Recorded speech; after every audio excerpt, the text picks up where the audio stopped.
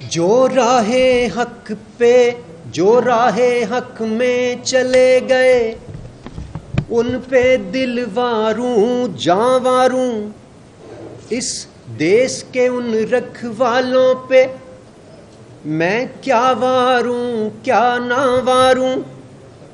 ہم مثبت سوچ کے حامل ہیں، ہم کو بس اتنا کہنا ہے،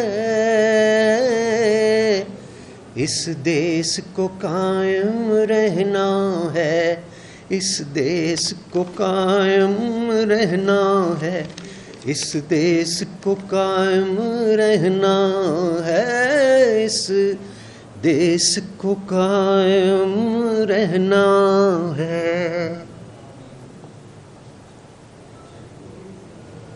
عمران صاحب،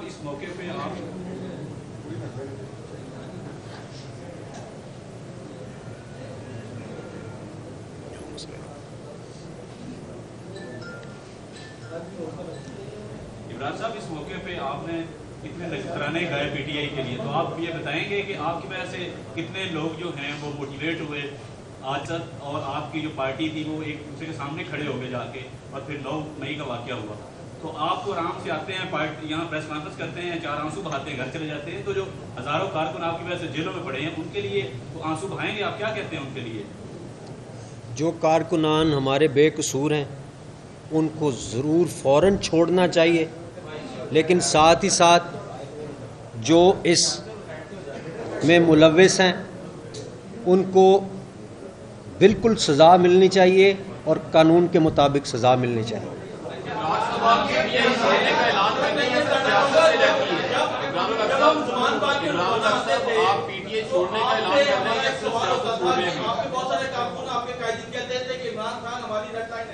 اسے گرفتار نہیں ہونے دیں گے، اور آپ ان قائدین میں شامل تھے جو کہتے تھے کہ جی عمران خان ہماری ریڈ لائن ہے، تو وہ آپ کو اندازہ ہوا کہ ریڈ لائن کیا ہوتا ہے؟ خان صاحب ہوتے ہیں، شخصیات ہوتی ہیں یا ملک ہوتے ہیں؟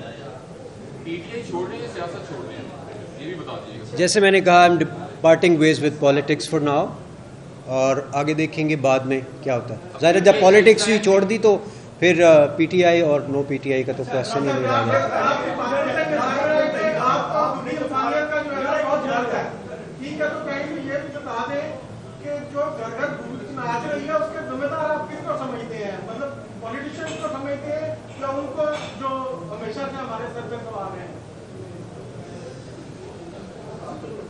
مجھے تو لگتا ہے یہ کنٹریبیوٹری نیگلیجنس ہے، ایشوز ہیں، لیکن ظاہر ہے کہ جو لوگ اقتدار میں رہے ہیں وہی اس کے ذمہ داران ہیں۔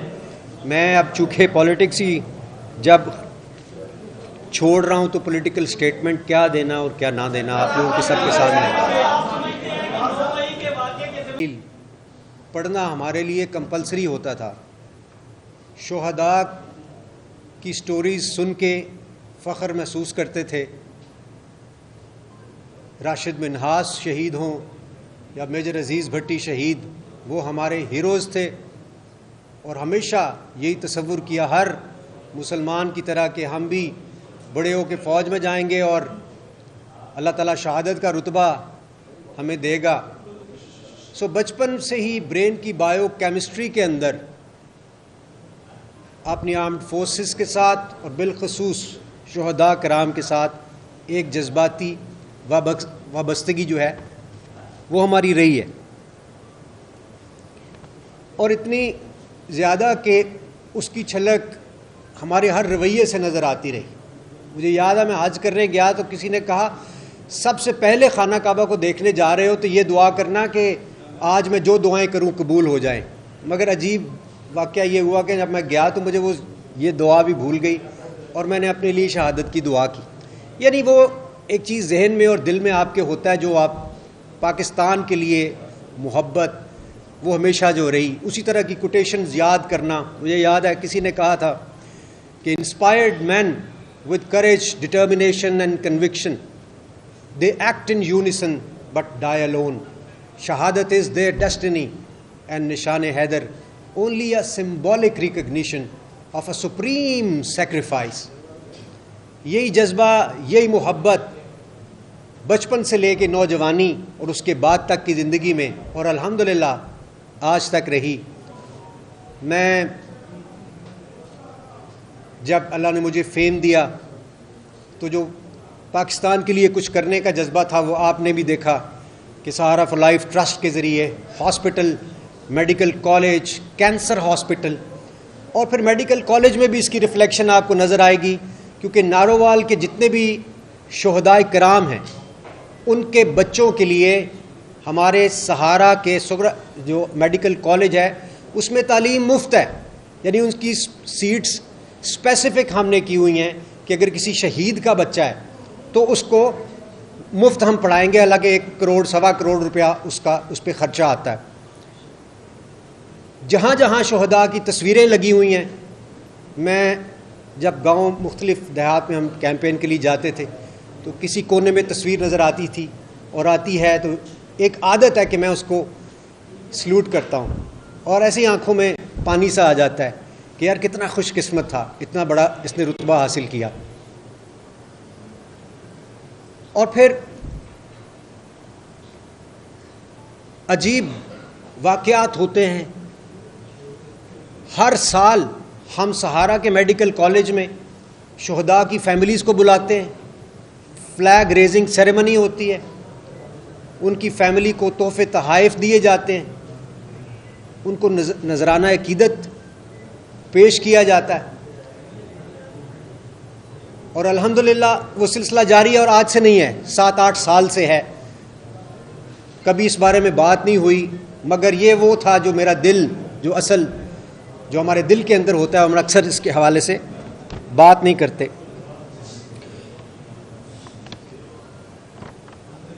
اور پھر میں سیاست میں آتا ہوں. مقصد فیم حاصل کرنا بالکل بھی نہیں ہے. عہدہ کوئی مل جائے گا، وزیر بہت سارے ہمیں ملتے ہیں جو اپنا تعارف کراتے ہیں کہ میں فلاں وزیر ہوں، ہمیں نہیں پتہ ہوتا. دنیا بھر میں جاتے ہیں، ہمیں نہ فیم کی کوئی لالچ نہ پیسے کی، الحمدللہ، کیونکہ میں نے جو کمایا، اپنا مال، اپنی جوانی، اپنا وقت سہارا کو دیا. آپ سب جانتے ہیں آج وہ اربوں کے منصوبے ہیں، اور میں ان کے سامنے ایک چھوٹے سے بیبی کی حیثیت رکھتا ہوں.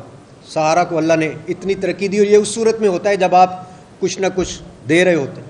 تو سیاست میں آنے کا مقصد یہ تھا کہ میں ایک بڑا کام کروں گا، بڑا سوشل ورک کروں گا، عوام کو فائدہ ہوگا. اور وہ خواب ہم سب دیکھتے ہیں کہ کوئی ایسا بٹن مل جائے، ہم آن کریں تو پاکستان میں تبدیلی آ جائے. بچپن سے سنتے آ رہے ہیں کہ یہ ہمارا وقت پتہ نہیں کب بدلے گا، مہنگائی بہت زیادہ ہو گئی ہے. لیکن بدقسمتی سے مجھے وہ اپنا سیاست میں جو رول تھا، جو کام عوام کے لیے کرنے کا، وہ فی الحال پورا ہوتا ہوا نظر نہیں آ رہا. جو سیاسی رویے ہمیں آج کی سیاست میں نظر آ رہے ہیں، تشدد، اس میں وہ ہمیں نظر نہیں آ رہے. وہ آگے خدمت والا ایلیمنٹ مجھے نہیں نظر آتا، بلکہ جو پہلے میں کر رہا ہوں شاید وہ بھی متاثر ہوتا ہوا نظر آ رہا ہے. تو پھر ہم ایسا کام میں کیوں مزید اپنا وقت ضائع کریں جو ہمیں عوام کی خدمت سے کی طرف ہمیں آگے سوائے اندھیرے کے فی الحال کچھ نظر نہیں آ رہا. تو 9 مئی کے واقعات شاید ہی کوئی ہوگا جس نے اس کی مذمت نہیں کی ہوگی. اس میں ہم نے انہی شہداء جن کا میں ذکر کر رہا تھا، ان کی یادگاروں کو ٹوٹتے ہوئے دیکھا، آگ دیکھی. یہ لوگ میرے ساتھ جو یہاں موجود ہیں، یہ شادرہ سے ہیں، میں نے یہ گواہ ہیں سب کہ میں نے وہاں اس وقت موجود تھا. جب میں واپس آیا تو رستے میں بہت سارے لوگوں نے ٹائر شائر جلائے ہوئے، رستہ رکا ہوا تھا. میں نے اس وقت بھی تقریر کر کے نہ صرف کہ مذمت کی بلکہ ان کو تلقین کرنے کی کوشش کی کہ اس طرح کی کوئی حرکت نہ کی جائے. مگر پی ٹی آئی کے جو لوگ وہاں پہنچے اور جو توڑ پھوڑ اس کے نتیجے میں وہاں پہ ہوئی، جو آگ لگی اور جہاں جہاں بھی لگی، وہ شہداء کی یادگاریں ہمارا ترہ امتیاز ہیں.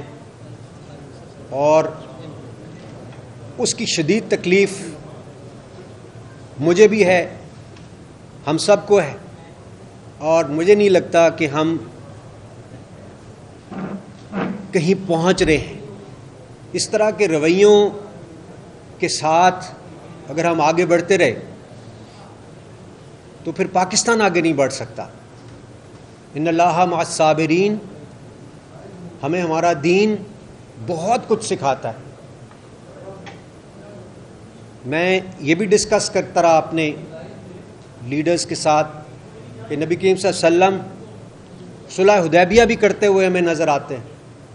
وہ پیغام ہم سب کے لیے ہے کہ کبھی کبھار ہمیں ایسے ایکٹ کرنا چاہیے، معاملہ فہمی کے ساتھ، بصیرت کے ساتھ۔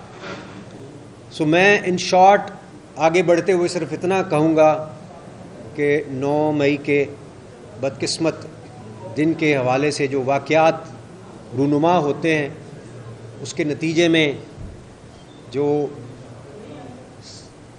خدشات اور آگے مسائل پیدا ہوتے ہوئے اور جو ایک فیلنگز ہرٹ ہیں، ان کو دیکھتے ہوئے اور اپنا جو بھی سوشل ورک میں کر رہا ہوں اس میں پراپر پرفارم نہ کر سکنے، کیونکہ میں تو پوری دنیا میں جاتا ہوں، فنڈ ریزنگ سہارا میرے پہ ڈیپینڈ کرتا ہے، مجھے اس میں فنڈز درکار ہیں، وہ انڈیپینڈنٹ نہیں ہوا ایسا، تو اس لیے ظاہر ہے کہ مجھے اس کے لیے پاکستان کے اندر بھی باہر بھی، میرا ابھی پرسوں بھی لنڈن میں فنڈ ریزنگ ایونٹ ہے جس میں ہم پیسے لائیں گے تو لوگوں کو ظاہر ہے تنخواہیں بھی ملتی ہیں، اور ابھی تک ہر مہینے 82,000 لوگوں کا مفت علاج ہوتا ہے، تو وہ میری بہت بڑی ترجیح ہے۔ اور آپ لوگوں میں سے جو لوگ میرے گھر تشریف لائے ہوں گے جب میں نے سیاست جوائن کی تھی تو اس دن میں نے ایک جملہ کہا تھا، ان لوگوں کو یقیناً یاد ہوگا، آن ریکارڈ بھی ہے، کہ سوشل ورک میرے دل میں اتنا قریب ہے کہ اس کے لیے سیاست بھی چھوڑی جا سکتی ہے۔